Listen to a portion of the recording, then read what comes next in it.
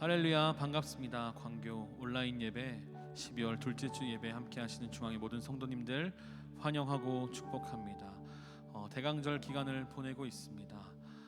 주께서 이 땅에 오심을 우리가 묵상하면서 기념하면서 이 기간 가운데 세상과는 다른 의미로 우리에게 자유를 주시고 새 생명을 주시고 우리에게 기쁨을 허락하신 주님을 기억하시면서 왕 되신 주님, 어린 양 되신 주님을 우리가 함께 높여드리며 찬양하며 나아가면 좋겠습니다. 어느덧 한 해가 지나고 12월이 되어서 한 해를 마무리하는 이 시점에 우리가 주님을 더 깊이 묵상하며 하나님께로 가까이 나아가고 하나님과 동행하며 왕 되신 주님을 높여드리는 귀한 시간이 되면 좋겠습니다.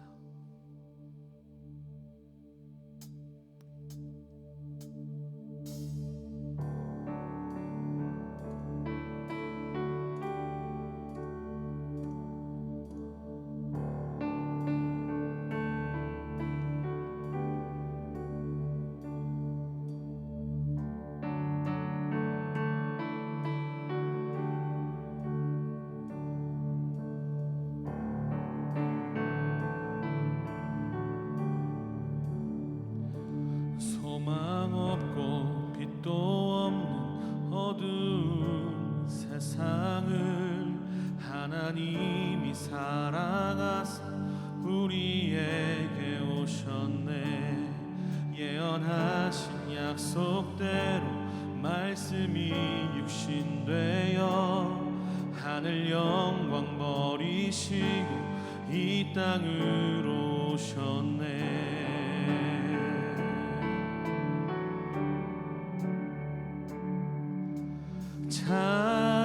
찬양하세 우리 주 삼위일체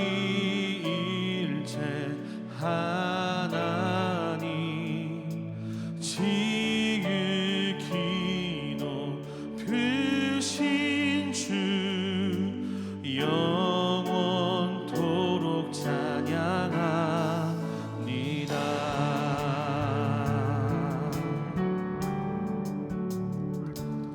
주가 지으신 모든 세상을 구원하려 영광의 주 예수님이 죽음을 택하셨네. 그 고통 속에서도 주의 뜻 기억하사 길을 잃은 우릴 위해 십자가를 지셨네.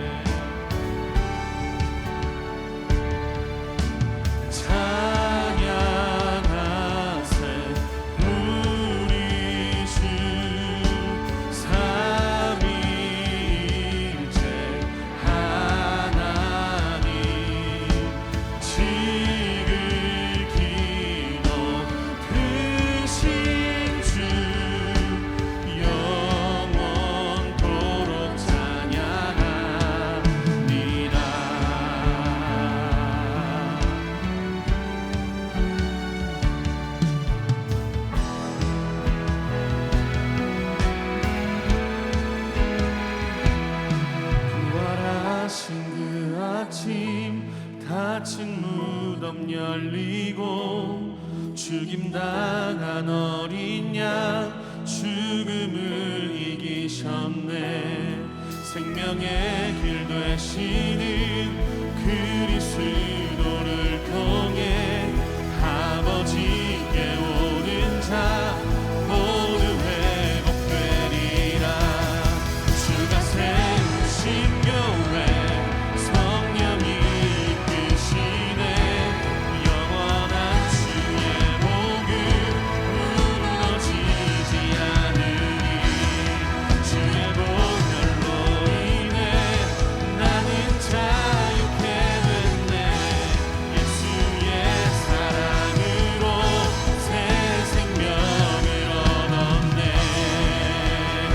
고백하며 나아갑니다.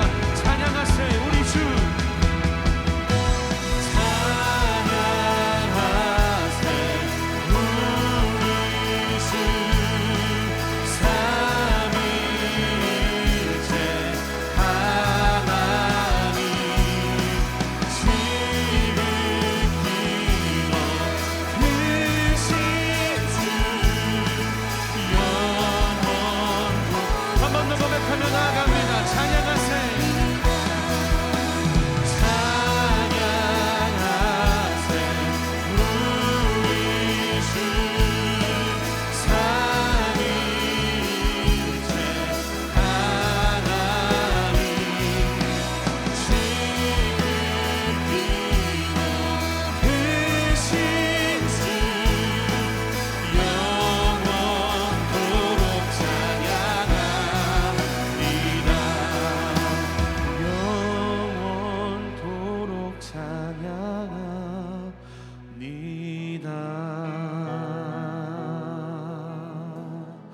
우리의 왕 되신 주님께 영광의 박수, 감사의 박수 올려드리며 나아갑니다. 할렐루야. 아멘.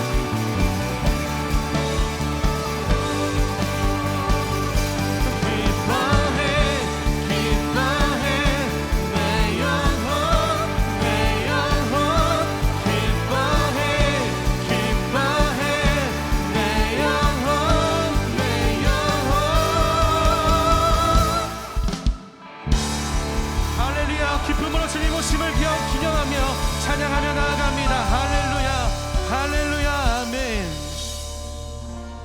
산 위에서 계곡까지 우리 찬양 울리네. 하늘에서 열방까지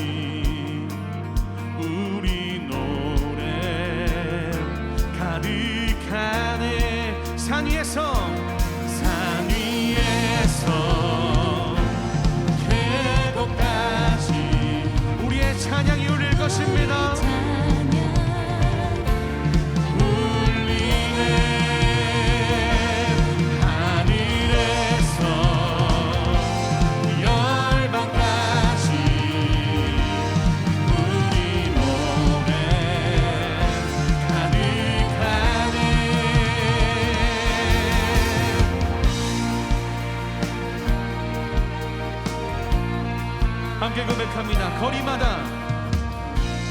거리마다 기쁨으로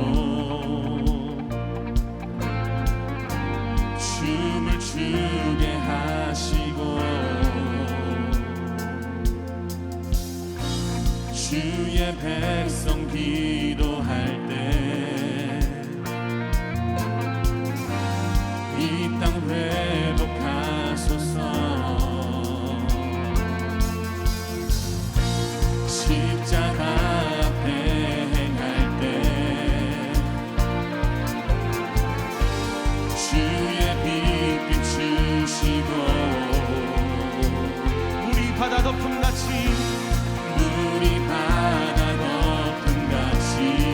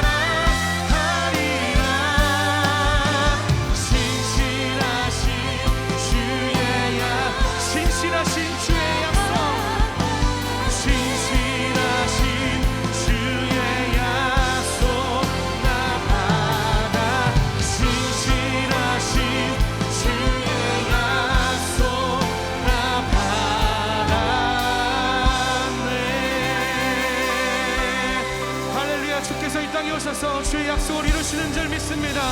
이 믿어 약속하신 그 언약의 말씀이 이 땅 가운데 온전히 성취되는 줄 믿습니다. 그 주님께 영광의 박수, 감사의 박수 올려드리며 나아갑니다. 아멘.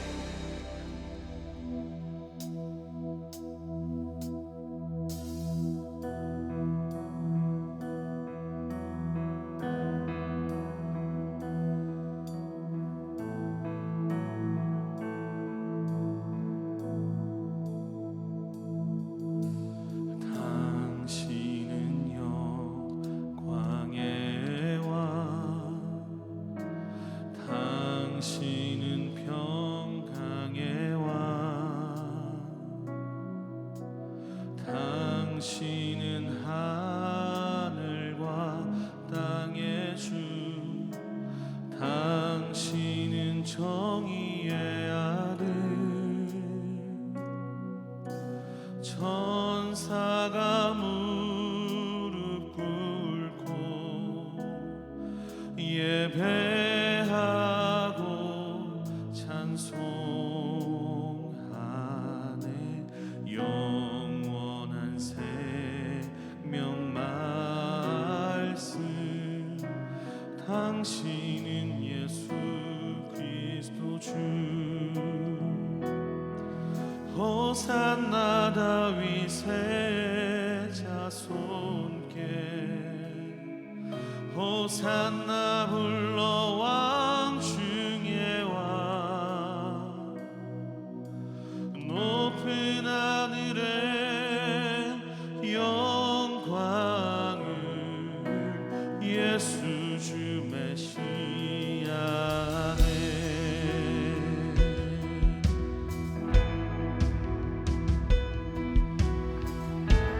함께 고백하며 나아갑니다. 당신은 영광의 왕,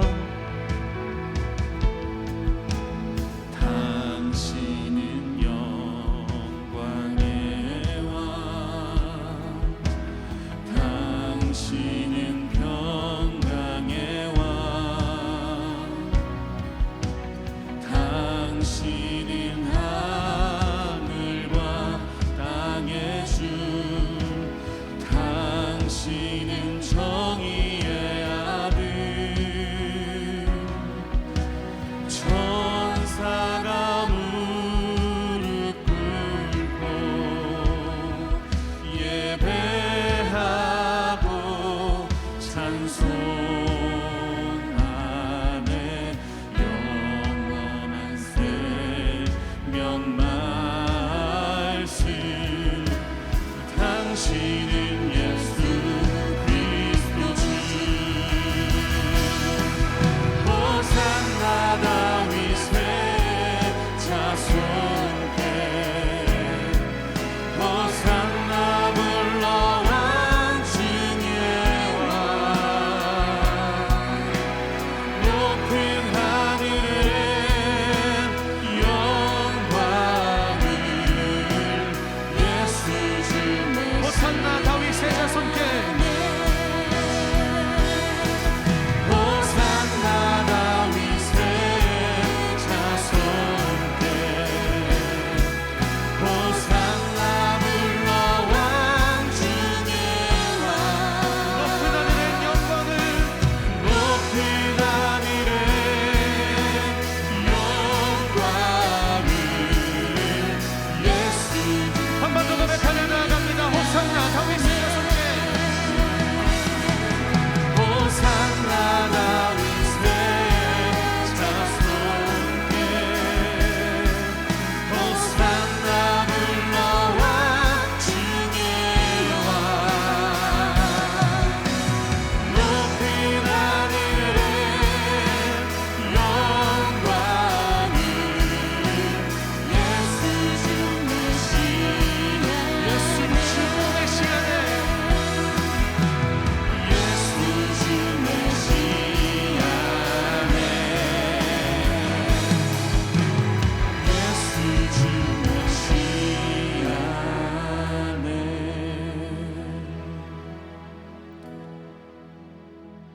아멘. 하나님, 주님 하나님 한 분만, 예수 그리스도 한 분만이 우리의 메시아가 되시는 줄 믿습니다.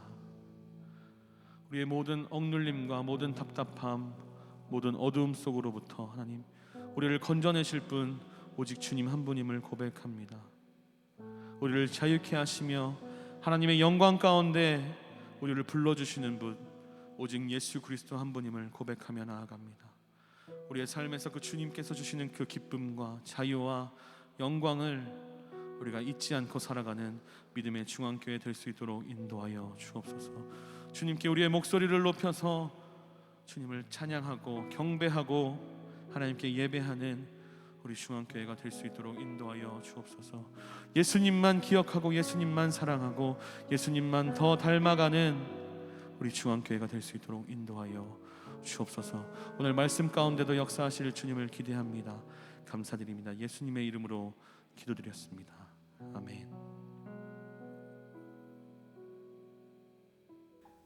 오늘 우리에게 주신 하나님의 말씀 야고보서 5장 7절에서 8절 말씀. 그러므로 형제들아 주의 강림하시기까지 길이 참으라. 보라 농부가 땅에서 나는 귀한 열매를 바라고 길이 참아 이른 비와 늦은 비를 기다리나니 너희도 길이 참고 마음을 굳게 하라. 주의 강림이 가까우니라. 아멘. 지금 우리가 보내는 절기를 대림절이라 그렇게 말합니다. 기다릴 때자, 임할 임자, 절기절자, 또는 강림절, 내릴 강자, 임할 임자, 절기절자. 또 다른 말로는 대강절, 기다릴 때자, 내릴 강자. 주님의 오심을 기다리는 절기라 그렇게 표현하고 하죠. 영어로는 어드벤트라고 그러는데 이건 라틴어 어드벤투스에서 그렇게 왔습니다. 이 말의 뜻은 온다, 오신다 그런 뜻입니다. 온 우주 만물을 지으신 창조주 하나님께서 인간 세계로 인간의 형상을 입고 오셨다는 겁니다. 구약의 주제가 뭐예요? 오실 메시아. 신약의 주제가 뭐예요?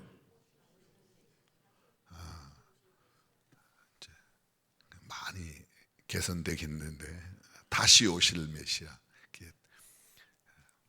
구약은 하나님께서 약속하신 메시아가 오실 거라는 겁니다. 근데 이 땅에 오셔서 33년 동안의 사역을 하시고 십자가에 죽으셨다가 부활 승천하셨습니다. 그때 약속하신 게 있어요. 내가 가서 너희를 위하여 처소를 예비하고 다시 올 거야. 다시 올 거야. 그래서 옛 언약, Old Testament, 구약, 옛 언약은 메시아가 오신다는 것입니다. 새로운 언약, 신약입니다. 신약은 New Testament는 주님이 다시 오신다. 그 다시 오실 주님을 기다리는 마음으로 초림의 예수님이 오셨던 이 절기의 4주간을 저희들이 대림절로 지키는 것입니다. 대림절이 교회 안에서 공식적으로 인정된 것은 정확하게 알 수 없지만 아마 초대 사도시대가 지나가고 속사도시대쯤 아닌가.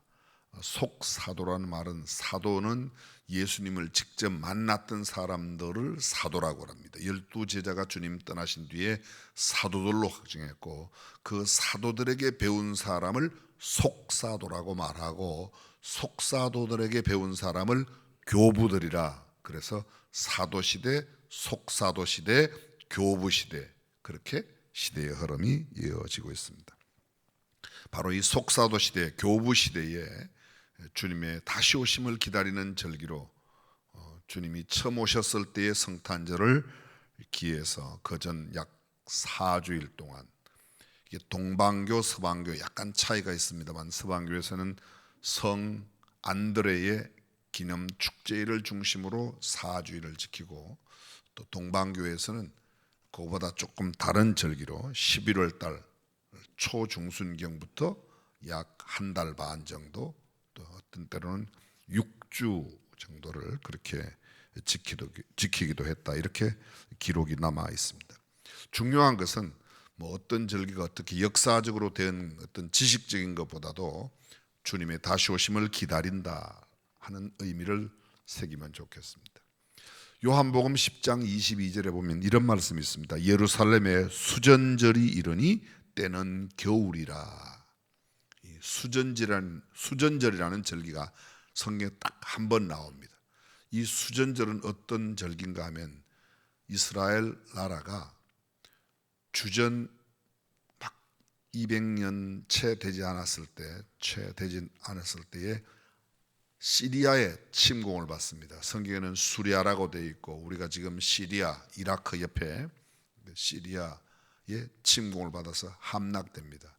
근데 그 시리아에서 온 그때 당시의 시리아 왕 안티오커스 에피파네스라는 왕이 예루살렘을 완전히 함락시키고 예루살렘 내에 있는 성전에, 요새로 말하면 예배당 안에 하나님을 섬기는 게 아니라 그들이 섬기는 제우스 신, 세상신의 신전을 함께 겸해서 하나님의 성전을 굉장히 모독했습니다. 그런데 그 이후에 소위 이 마카바이오스, 마카베스라 이렇게 말하는데 유다스 마카바이오스가 예루살렘을 회복하고 시리아군을 다 쫓아낸 뒤에 더럽혀진 성전을 깨끗하기 위해서 수전, 성전을 다시금 보수하고 하나님만 섬기도록 하는 절기를 제정했습니다.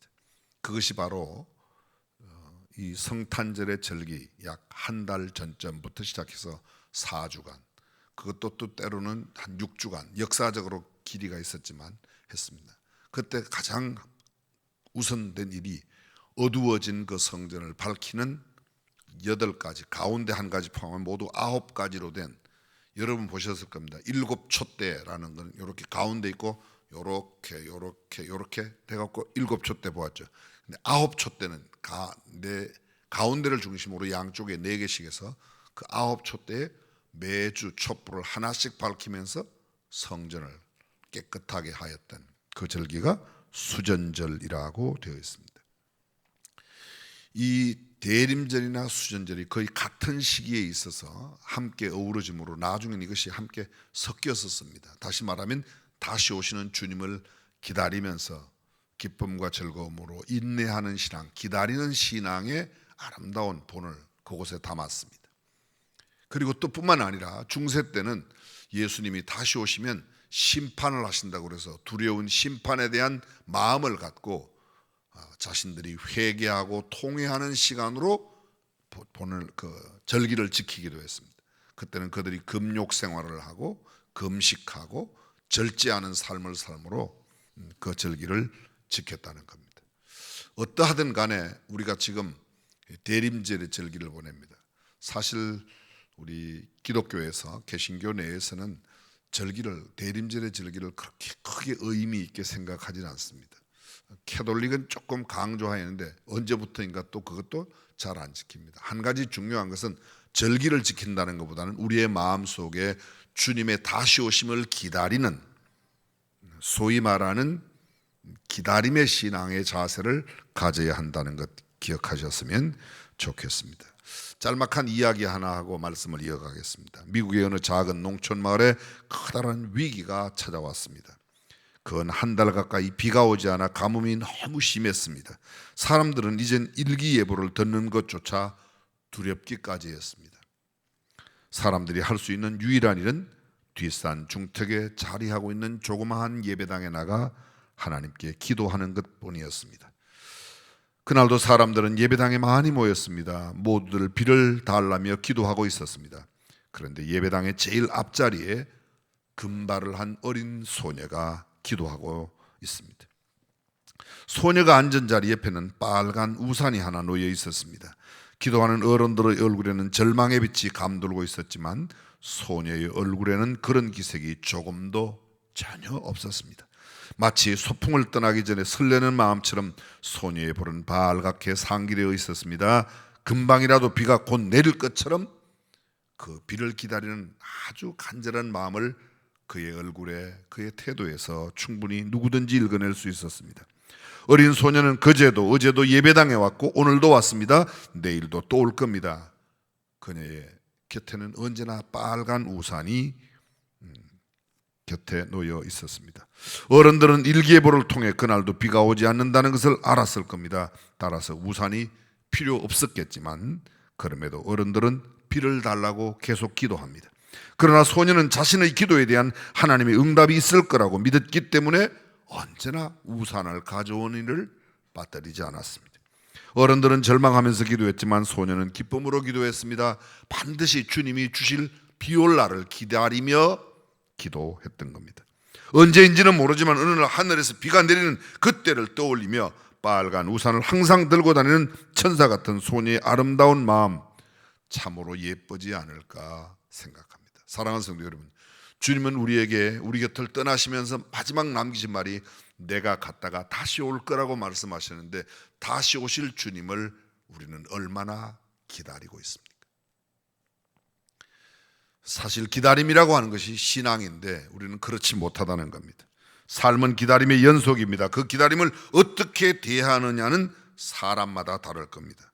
어른들처럼 기다려도 오지 않으니까 절망하면서 그렇게 말은 다시 온다고 이야기하지만 자주 다시 오실 주님을 기대하지 않는 마음으로 살아가는 사람이 있는가 하면, 이 어린 소녀처럼, 금발의 소녀처럼 주님은 반드시 오신다고, 비는 반드시 올 거라고 빨간 우산을 매일 달고 다니며 기도하는 것은 전혀 다른 겁니다.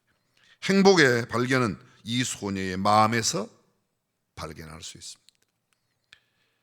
그냥 의식적으로, 지식적으로, 말로는 믿는다고 말하고 주님이 다시 오신다고 이야기하지만 우리의 생활 태도에서는 전혀 주님을 맞이할 준비하는 삶을 살지 못한다면, 기다리는 삶을 살지 못한다면 진정한 신앙인이라 할 수 있겠는가, 그런 말입니다.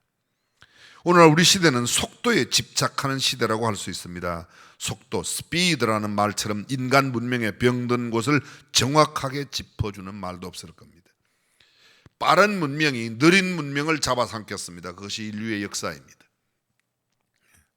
처음 사람들이 걸어다니며 싸우던 그 사람들이 말탄 사람들에게 패배하기 시작했습니다. 말탄 사람들은 자동차 문화에 패배했습니다. 자동차는 탱크 문화에 또 패배하고, 그 탱크가 굉장히 큰 힘을 얻어 세계를 정복하는 듯 하였지만 그보다 몇 배 빠른 제트기가 폭발물을 싣고 가서 틀어뜨리자 탱크는 무기력하게 폭파되고 말았습니다. 빠른 문명들이 느린 문명을, 그런데 사실은 빠름이 꼭 좋은 것은 아니라는 겁니다. 체코 출신의 세계적인 작가 밀란 쿤테라는 작가가 느림이라는 책을 썼습니다.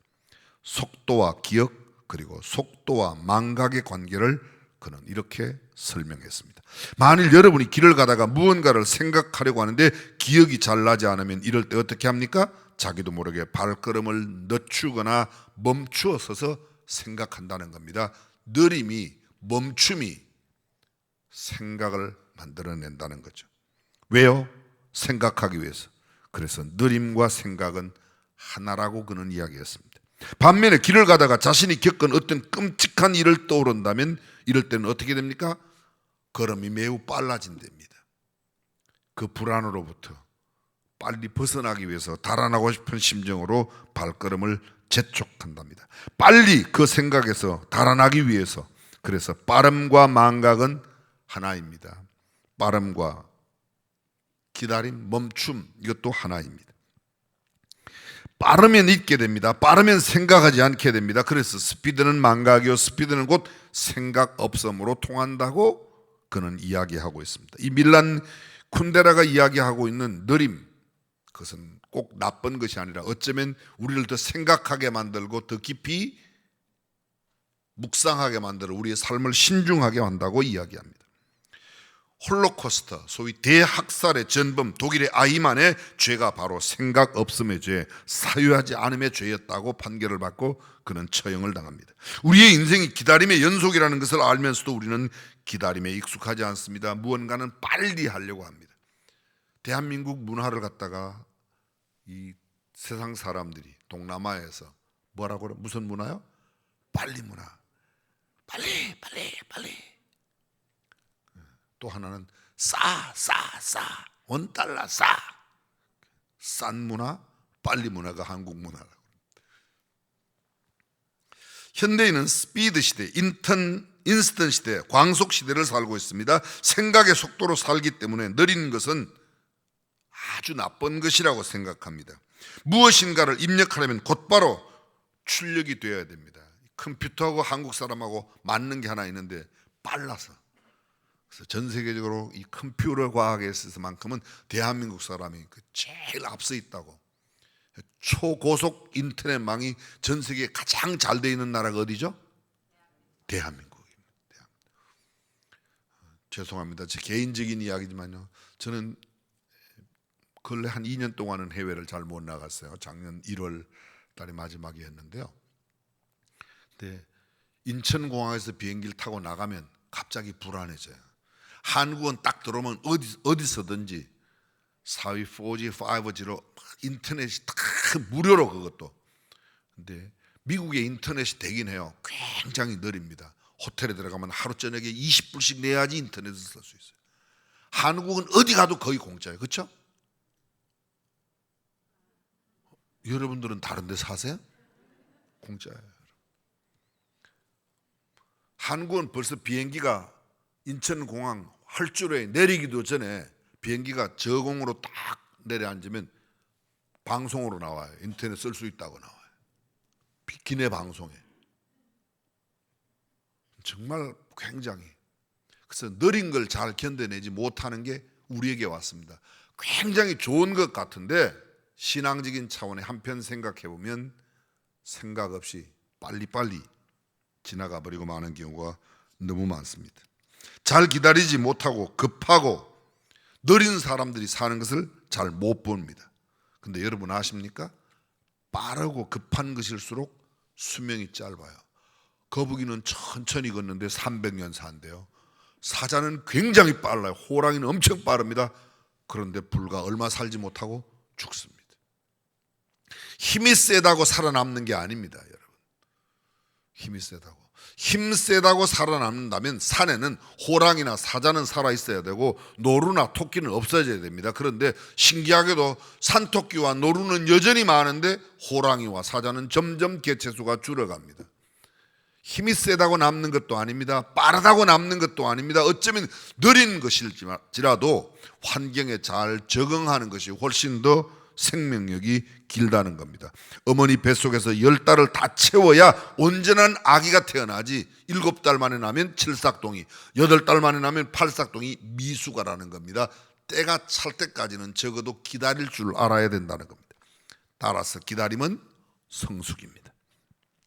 기다림은 우리의 삶을 성숙시키는 누룩과 같습니다. 농부는 씨를 뿌림으로 추수를 기다리고 산모는 잉태함으로 출산을 기다립니다. 낚시꾼들은 미끼를 던짐으로 물고기를 기다립니다. 찬란한 새벽도 길고 긴 밤중을 보내야만 새벽이 오게 되어 있습니다. 새파란 봄도 매서운 추운 겨울을 지나야 오게 되어 있습니다. 풍성한 가을의 수확도 지루한 장마와 여름의 떼약볕 태풍을 지나야 맞이하게 되어 있습니다. 때가 되어야, 다른 말로 말합니다, 기다려야 성숙을 맞이할 수 있습니다.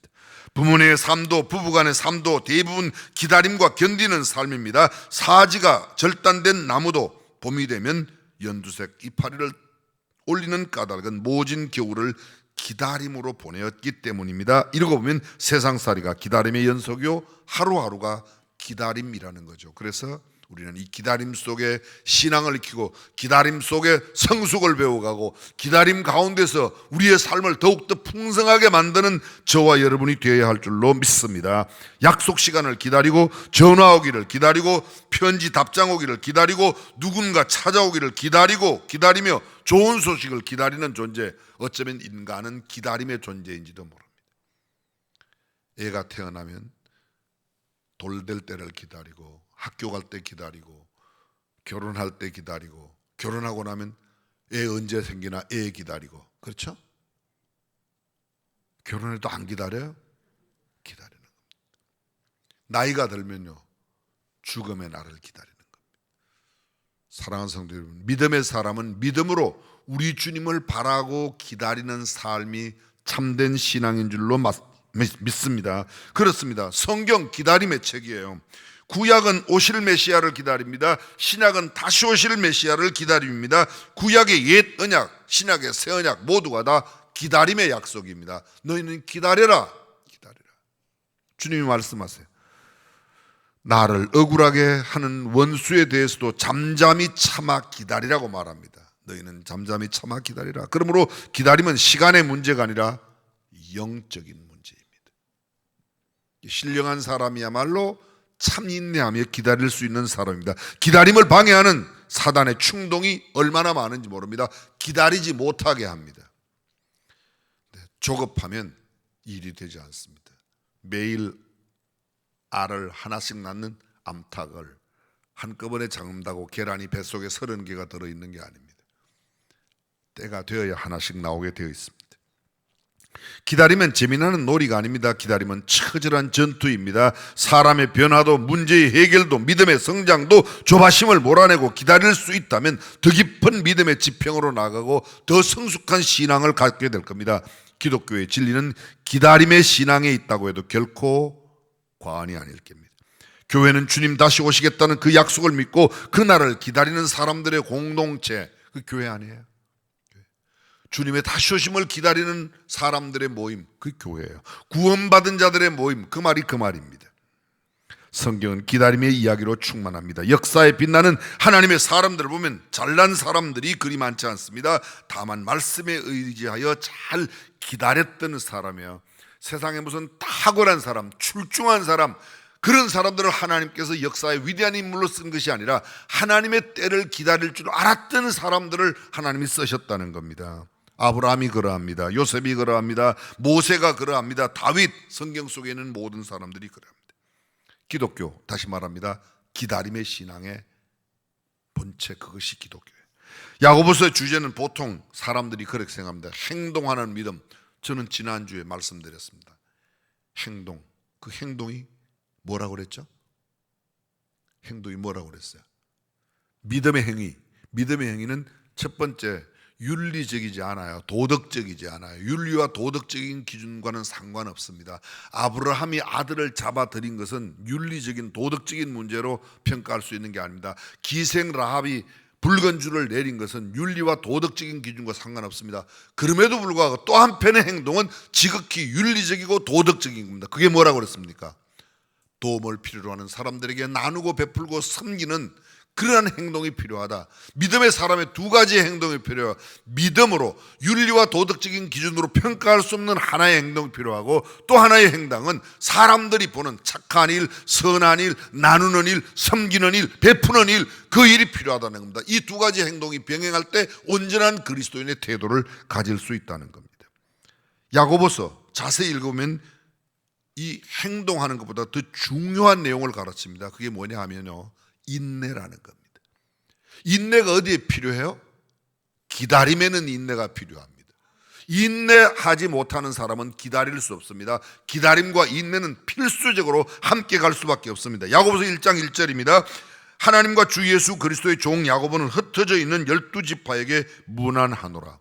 여러분, 이 야고보서를 이해하는 중요한 키워드 두 개가 있습니다. 하나는 성경에 나타난 흩어진 12지파, 다시 말하면 유대인 가운데서 예수를 믿어 흩어진 디아스포라, 그 사람들에게 이 야고보서를 썼다는 겁니다. 누가요?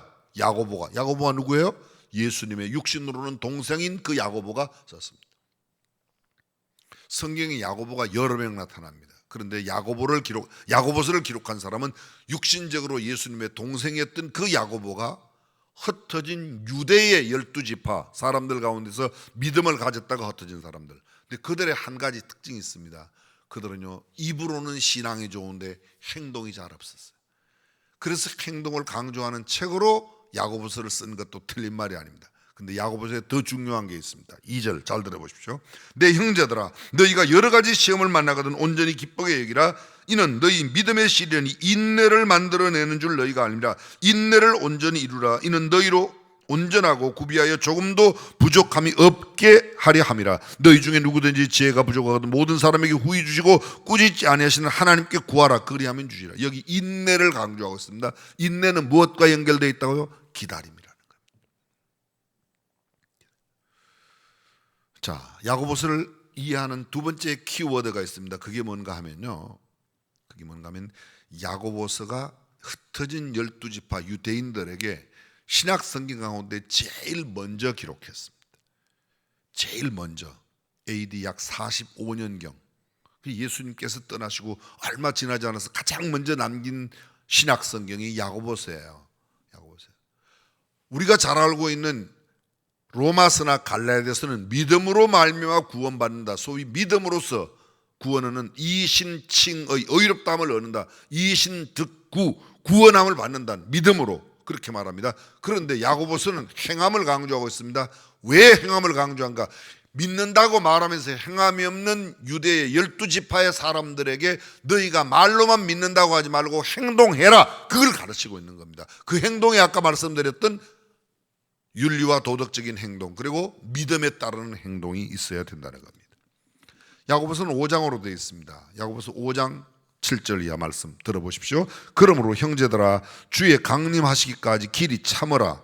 보라, 농부가 땅에서 나는 귀한 열매를 바라고 길이 참아 이른 비와 늦은 비를 기다리나니 너희도 길이 참고 마음을 굳게 하라. 주의 강림이 가까우니라. 이 말씀 오늘 본문에 무슨 말씀이죠? 너희도 기다리라는 겁니다. 그 기다림에 필요한 게 뭐냐? 참고 기다리라. 귀한 열매를 바라고 길이 참아 이른 비와 늦은 비를 기다리라니. 기다리라. 주님이 반드시 그 기다림에 대한 보응을 해주신다는 겁니다. 형제들아 주의 이름으로 말한 선지자들로 고난과 오래 참음의 본을 삼으라. 보라, 인내하는 자를 우리가 복되다 하나니. 인내를 요구하는 이유가 뭐예요? 기다리려고 하면 인내 없이는 결코 기다릴 수 없기 때문에 성숙한 신앙인이 되고 우리 주님을 다시 오실 주님을 맞이할 수 있는 사람은 기다림의 사람만 만날 수 있다는 겁니다. 성도들이 박해와 시련 속에서도 오직 주의 말씀으로 사는 인내를 보여야 한다는 것이 야고보서의 어쩌면 더 중요한 주제인지도 모르겠습니다. 그렇습니다. 하나님께서는 우리에게 고난을 견딜 수 있는 힘을 주셨고 피할 길을 주셨습니다. 인내하면, 참고 견디면. 너희 가운데 지혜가 부족하거든 후히 주시고 꾸짖지 아니하시는 하나님께 구하라. 지혜는 인내할 수 있는 믿음이 진짜 지혜라는 거예요. 세상에 머리 잘 굴려서 다른 사람들의 것을 무슨 잘 활용하고 이용하는 게 아니라 어떻게 하면 지혜롭게 잘 견뎌내고 인내할 수 있는가, 기다림을 제대로 배우고 익히는 게 진정한 지혜라는 겁니다. 야고보는 성도들이 당하는 시련을 믿음으로 인내하며 이겨낼 수 있도록 하는 비결은 바로 주님의 강림을 기다리며 주께서 오신다. 내가 지금 억울해도 조금만 기다려봐. 공의로운 주님이 오실 거야. 네가 지금 힘들고 그래도 조금만 기다려봐. 사랑의 주님이 너에게 다시 오신다. 그러니 그분을 바라보고 기다리라는 겁니다. 야고보서가 기록된 당시 지금과 같은 신앙의 자유가 없었습니다. 고난과 핍박, 불이익을 감수해야 했습니다. 심지어 믿음 지키기가 정말 어려웠습니다. 생명을 걸지 않으면 믿음을 지키기 어렵습니다. 그때 그 위협과 그 여러 가지 역경 상황 가운데 내 목숨이 위태로운 상황 가운데도 지혜롭게 견뎌내는 것, 그것이 참된 신앙이라고 말합니다. 야고보는 고난당하는 성도를 격려하면서 주께서 강림하실 때까지 포기하지 말고 기다리고 인내하라. 기다리고 인내하라. 인내하라는 겁니다. 야고보의 문제는 성도들이 흩어진 12지파라고 아까 말씀드렸는데 역시 마찬가지입니다. 행함이 강조되어야 할, 믿음으로 입으로는 믿는다고 하는데 행동이 따르지 않는 사람들에게 그렇게 행동, 그가 요구하는 행동이 뭐예요? 함부로 성내지 말고 말 함부로 하지 말아라. 야고보에 나오는 이야기죠. 사람의 성내는 것이 하나님의 의를 이루지 못한다. 한 혀로 두 가지 말을 하면 되겠냐? 어떻게 한 샘물에서 쓴물과 단물이 나올 수 있겠냐? 너희 말 조심해라. 잘 참아내라. 잘 견뎌라. 그 말입니다. 하나님의 때를 기다리지 못하는 원망과 불평의 삶은 미숙한 신앙의 특징입니다. 그러나 성숙한 신앙은 함부로 원망하지 않습니다. 불평하지 않습니다. 잘 인내하고 참아냅니다. 우리 예수님도 우리를 구원하기 위하여 십자가를 참으사 부끄러움을 개의치 아니하셨다고 히브리서 기자가 말합니다. 기다림과 인내의 영성이 있는 사람, 원망하거나 불평하지 않습니다. 고난 중에도 길이 참고 기다립니다. 믿음의 선조들이 그랬듯이 우리의 신앙생활도 기도하며 기다리는 인내의 삶으로 살아가는 저와 여러분이 되시기를 주님의 이름으로 축원합니다.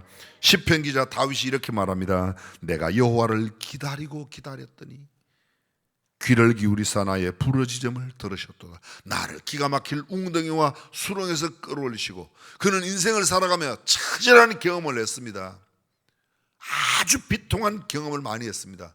근데 시편 기자 다윗이 그의 신앙 고백 가운데 내가 주님을 기다리고 기다렸습니다. 그의 원수 사울을 죽일 수 있는 기회가 여러 번 왔습니다. 그런데도 또 기다립니다. 하나님의 때를 기다립니다. 오히려 그 사울을 죽인 소년을 내가 어찌하여 하나님의 기름 부은 자를 치냐고, 그리고 그를 멸하는 그런 장면이 있습니다. 우리들의 삶의 핵심은 견디고 인내하는 것이 아닐까요? 기다림과 인내하는 신앙, 그것을 참고 기다리면 언젠가는 주께서 반드시 갚아주실 줄로 믿습니다. 성경은 이렇게 말합니다. 끝까지 견디는 자는 구원을 얻으리라. 그 말이 뭐예요? 주님의 구원의 때까지 기다리는 자는 반드시 하나님의 축복을 누리게 되어 있습니다. 소망과 인내와 기다림의 믿음이 구원을 누리게 합니다. 기다림과 인내는 구원을 현실화하고 열매 맺는 신앙생활의 특징입니다. 기다림이야말로 깊은 영성의 표현입니다. 어떤 사람이 깊은 영성의 사람인가? 기다릴 줄 아는 사람. 벼락 공부는 있어도 벼락 믿음은 없답니다. 누가 만든 제법 근사한 말이에요. 벼락 공부는 하룻밤새 공부해도 성적을 올릴 수 있는데 믿음은 벼락 믿음이 없다는 겁니다. 신앙생활 자체가 기다림과 인내의 연속이기 때문입니다. 기다림과 인내의 영성, 주님 다시 오실 때까지 계속하여 기다릴 수 있는 저와 여러분이 되시기를 주님의 이름으로 축원합니다. 주님 오실 때까지 지치지 않고 지켜내야 하는 믿음, 그것은 하루아침에 이루어지는 게 아닙니다. 시간이 필요합니다. 사실 우리는 삶은 이겨내는 것보다도 견뎌내는 것이 인생인지도 모르겠습니다. 사람들은 그 생각, 이겨야 남는다고 생각합니다. 힘센 자가 남는다고. 아닙니다. 오래 참는 자가 남습니다. 견디는 자가 남습니다. 기다리는 자가 남습니다. 삶 자체가 고해요 고난의 삶일진데 견뎌야 합니다. 예수님을 믿고 살아가는 자들에게는 더욱더 기다림과 인내가 필요하지 않겠습니까? 예수님을 믿는다고 갑자기 삶의 기적이 일어나거나 축복의 결과물이 막 쏟아져 들어오는 게 아닙니다. 오늘 예수 믿고 내일 부자 되고, 오늘 예수 믿고 내일 합격하고, 오늘 예수 믿고 내일 모든 게 형통한다면 누가 안 믿겠습니까? 그러나 그렇지 않습니다. 오늘 예수 믿어도 내일 또 고난 옵니다. 오늘 예수 믿어도 내일 여전히 가난하게 살 수 있습니다. 그러나 그 가난한 가운데도 믿음으로 참고 기다리면 주께서 종래는 반드시 우리를 승리케 하실 줄로 믿습니다. 신앙은 기다림이에요. 주님 이렇게 말씀하십니다. 그러나 인자가 올 때에 믿음을 보겠느냐? 무슨 믿음? 끝까지 기다리고 있는 사람을 도대체 내가 몇 명이나 보겠냐? 기다림을 말씀하고 있는 겁니다. 주님 오실 때까지 낭망하지 않고 포기하지 않고 기다리는 저와 여러분이 되시기를 주님의 이름으로 축원합니다. 말씀을 맺습니다. 사람들의 일반적인 견해로 기다림은 지루한 것이라고 생각합니다. 그런데 기다림은 지루함이 아니라 기다림이 신앙이라는 것이죠. 사랑하고 존경하고 아껴주는 사람을 기다리는 것은 힘들지 않습니다. 그렇죠? 애인 기다리는데도 막 힘들어요? 연애를 한 지가 너무 오래돼서 잘 모르실. 애인을 기다리는 건 그렇게 힘들질 않아요. 마찬가지입니다. 하루를 사는 동안에도 얼마나 많은 것을 기다리며 살아가는 것이 인생인데, 사랑하는 사람을 기다리고 좋은 소식을 기다리고 복된 날을 기다리는 것처럼 우리 주님의 그날이 얼마나 영광스러운 날인가를 생각하고 나를 그토록 사랑하시는, 또 나도 늘 사랑한다고 고백하는 그분 주님을 기다리는 신앙, 저와 여러분들이 갖기를 주님의 이름으로 축원합니다. 천국을 소망하며 다시 오실 메시아를 기다리는 것, 사랑하는 마음으로 기다리는 것, 그것이 신앙입니다. 지금 대림절을 보내며 메시아를 기다리는 우리들, 은혜와 구원을 기다리는 우리들, 그 옛날 시편 기자처럼 내 영혼이 여호와를 기다리고 기다렸던 것처럼 기다림의 아름다운 신앙으로 살아가시기를 주님의 이름으로 축원합니다. 기도하겠습니다.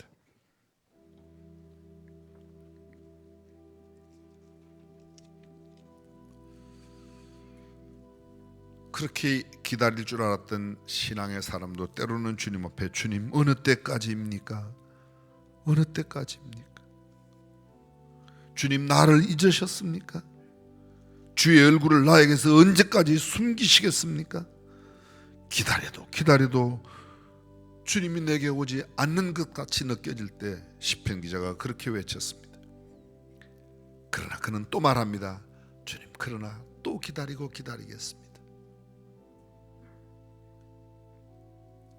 다윗은 하나님의 때를 앞당겨 달라고 기도하지 않았습니다. 다만 믿음이 흔들리지 않게 잘 기다릴 수 있게 해달라고 기도했습니다. 환난과 고난을 겪으면서도 요동치 않는 믿음으로 기다림을 배우고 익혔던, 그렇습니다. 신앙에는 수많은 걸림돌이 있습니다.